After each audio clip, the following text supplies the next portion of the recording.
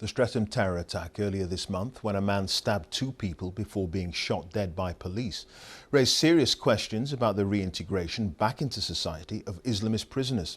Sudesh Amman had only been freed from jail about a week earlier after serving time for terror offences.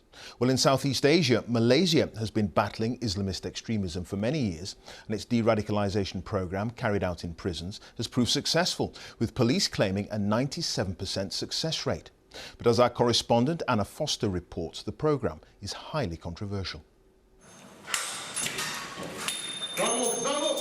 Moving in against Islamic State. The group is Malaysia's biggest threat, and these anti-terror forces have foiled 25 attacks so far, many planned and organised from Syria. But now police want to bring members of the failed caliphate home to keep people safe.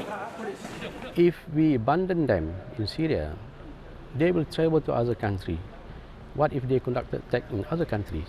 So for us, it's better to bring them back.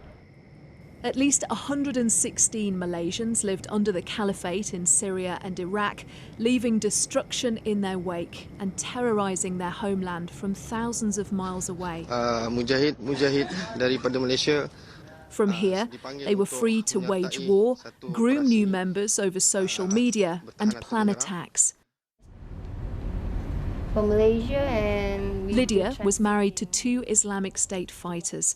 Now she wants to return home from Syria with her 3 children. People in Malaysia would worry that if they bring somebody like you back to Malaysia, we will do something, that they would not be safe, that you would attack them, that your boys would grow up and attack them. Do you understand that? Yeah, I understand that. This is the consequence that we must accept. There's little public sympathy for Malaysians who travel to Syria. Those who return home will face detention under laws which human rights groups have criticised as harsh.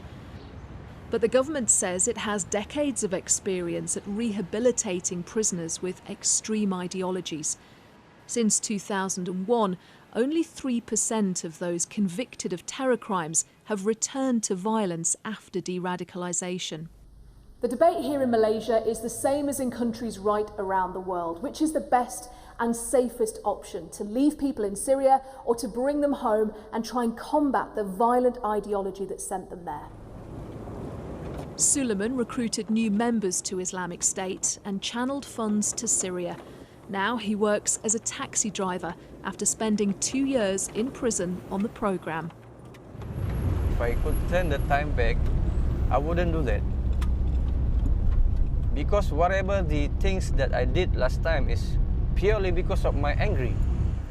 Dr. Ahmed Al-Mohammadi worked to de-radicalise Suleiman while he was in prison, and he says continuing to monitor and support former IS members after their release is necessary to keep the country safe. In my capacity as a person who is involved in rehabilitation, I regularly meet him, try to talk to him. Is there any way that I can help, for example, in terms of connecting him with a certain individual, agencies, finding job, or things like this. Go, go, go, go, go, go, go! Malaysia's plan to bring people home is a bold one, and not without its critics. But as police prepare to tackle the dangers that lie ahead, it proves that inaction is not the only option. Anna Foster, BBC News, Kuala Lumpur.